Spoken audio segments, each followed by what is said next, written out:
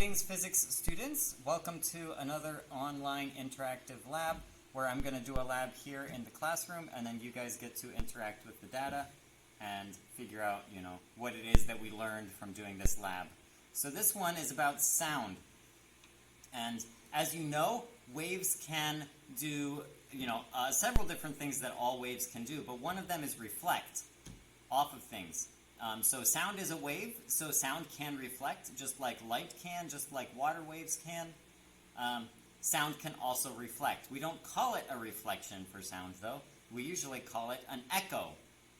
So right now in this room, the sound is actually bouncing off walls and things like that, but sound is fast enough that we don't hear the echoes in normal conditions, right? We can hear it if the conditions are right, like if there's a big wall far away and we yell loud enough or make a big noise and then the sound goes and bounces off the wall and comes back. If it's far enough away and big enough, then we hear the echo. But in a room like this, the sound is echoing, we're just not hearing it, right? Anyway, conditions are not correct for that. What we're going to do is use an echo of a very short, sharp sound, like that, in order to measure the speed of sound. So the way that works is we're going to use this tube right here.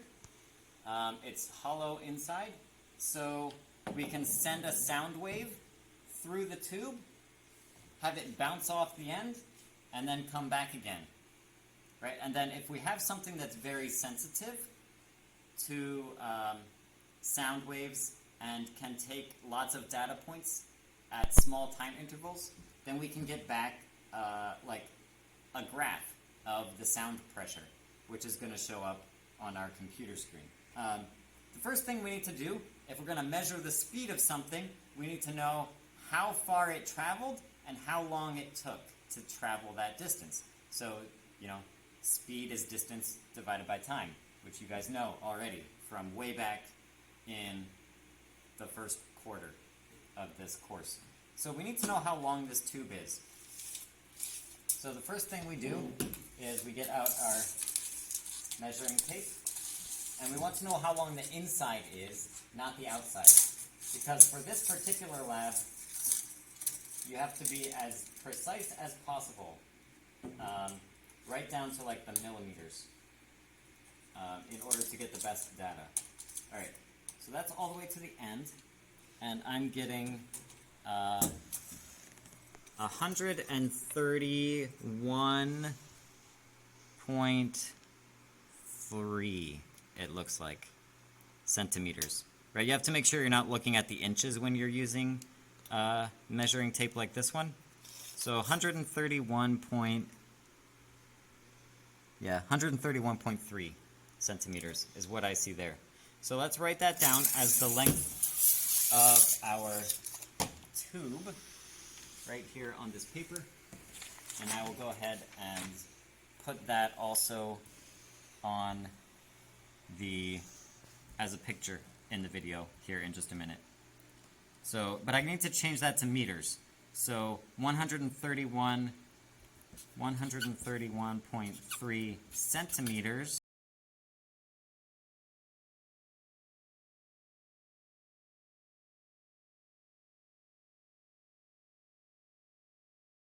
So now what we need to do is make sure that our microphone is placed right exactly at the end of that tube, right? Because this is where the sound gets detected. So we need to make sure that the sound is detected right at the entrance to the tube as closely as possible. And then the echo as well. Now here's a question for you, and you're going to need to figure this out. I just told you that the tube is 0.1313 meters in length. The sound is going to travel and echo. So how far did the sound travel, right? So you're going to have to figure that one out. What is the distance that the sound has traveled between the time when we first detect the sound at the microphone and then the time when the microphone picks up the echo? Okay? So that's for you to write on your worksheet. How far did it actually travel?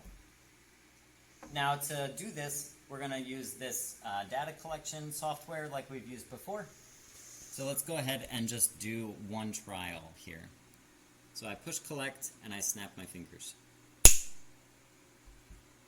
Alright, and there we have our data. So we want to zoom in on that. There we go.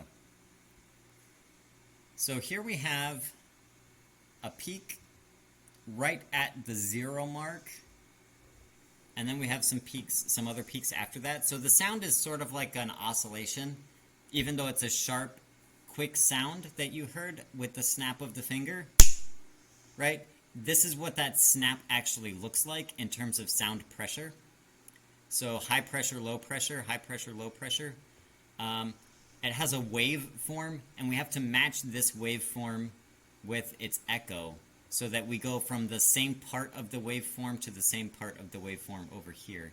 So it looks like this is pretty clear to me that this peak here matches this peak here, right? Because we have 1, 2, 3 peaks and then a weird little trough thing going on here. And then we have 1, 2, 3 peaks with that same sort of weird thing going on there. So it looks like these match. So we can basically, for this one, we can go from 0 as our starting time up until the time of this peak here, which is, it's a little bit weird, but down here at the bottom you can see the numbers. We have 0.0063918, or, yeah. So let's go ahead and write that down as our first data point. It's possible that that's not very good data, but we'll write it down on the paper, and there will be a picture of this paper later as well.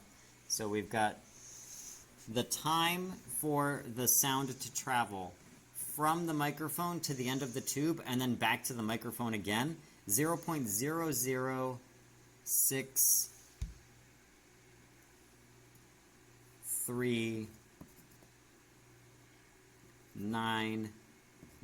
We're going to write down all the digits for this one. Sorry, that was in the wrong spot. That should be over here. So I'm going to rewrite it, 0.0063918. So that goes there, and then this is going to be a 0 later when you're looking at this. So that's just 0. Okay, let's do it again.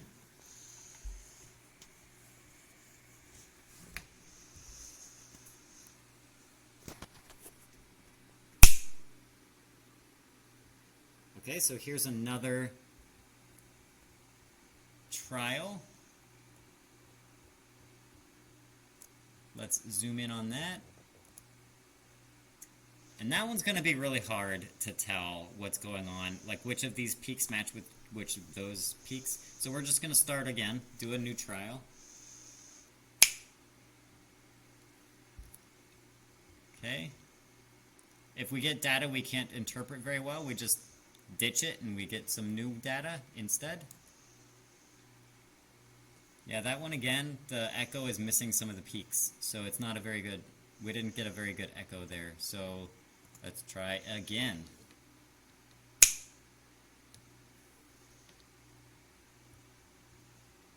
This is just how it works sometimes. If your data is not very good, you just try again.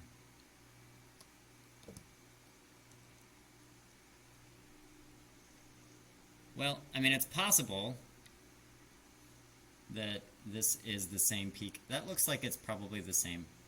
This one and this one. So let's go ahead and go with this one as another data point.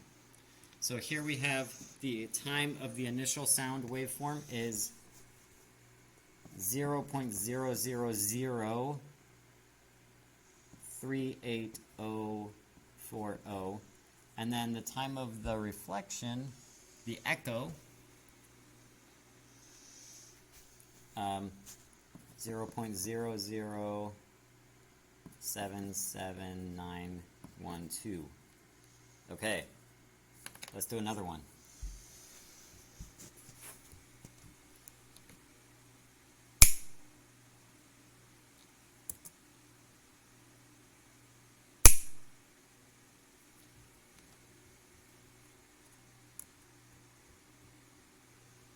All right, zoom in on that. And that's hard to interpret, so we'll do another one.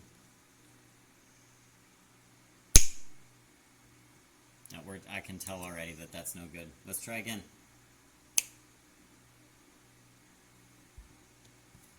Maybe?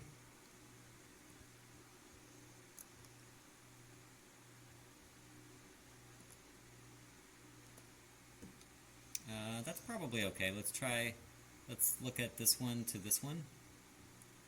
So we'll look at this one. That is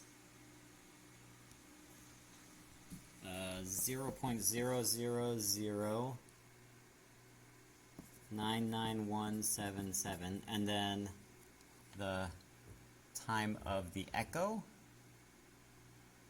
is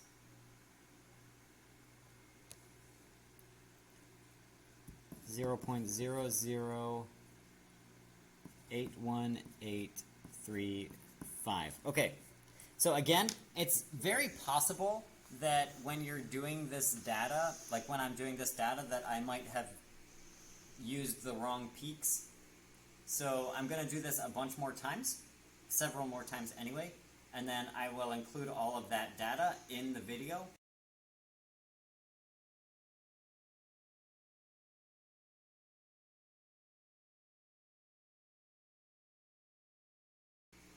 Now that you've got all of that data, what you need to do is basically do the calculations to figure out how long did it take for the round trip, so the echo going from the microphone to the end of the tube and back to the microphone again.